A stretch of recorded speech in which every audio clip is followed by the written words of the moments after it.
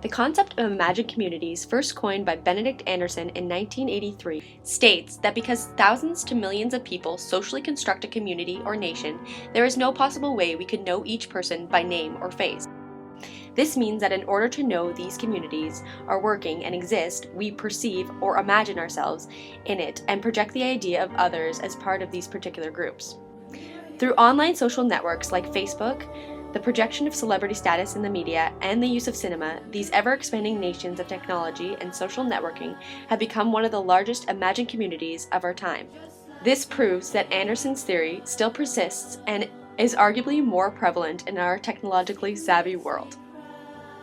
Facebook has created an online global nation that has bound nations across the globe on many different levels, from binding friends and families to connecting political and interest groups. As we have seen over the last month with the demonstrations happening in the Middle East, social networking has been the protesters' lifeline for spreading the word and creating a base for support. Whether the space is imagined or virtual, the notion of nation is prominent in both types of communities. The social networking community can still be considered as imagined, as Anderson points out that members of even the smallest nation will never know most of their fellow members, meet them, or even hear them. In the grand scheme, Facebook is a nation made up of sub-nations that have been established based on commonalities. In such a globalized and technical world, imagined communities still persist. Through the royal family, we see media's creations of imagined communities of nationalism. The British royal family are constantly in the media and are still powerful figures in Canada. The connection we have to the royal family is dependent on media representations. The historical ideological discourse of the monarchy recedes into the background as we become distracted by many images and representations of the royal family as celebrities in the media. With the overwhelming media coverage, we often become sucked into the imaginative world that the media creates.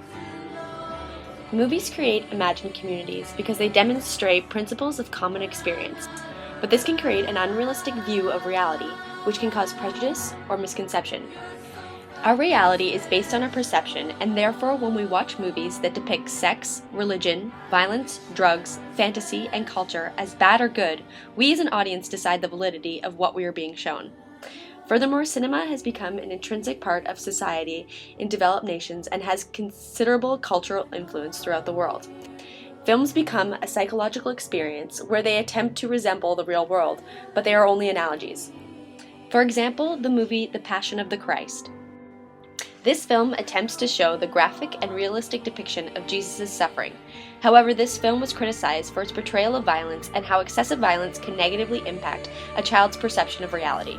Furthermore, the media violence can affect all racial and ethnic groups, creating certain beliefs of community, which can lead to prejudice or misconception. In a rapidly changing world, our individual perspectives on communities and our nations are indeed subject to change as well.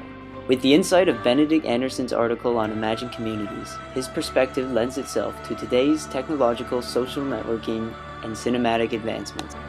These three major studies of technological and societal creations encompass the definition of an imagined community. They provide inclusion for those of the smallest group, kinship for those seeking equality, and most importantly, a name and nation for millions of faces.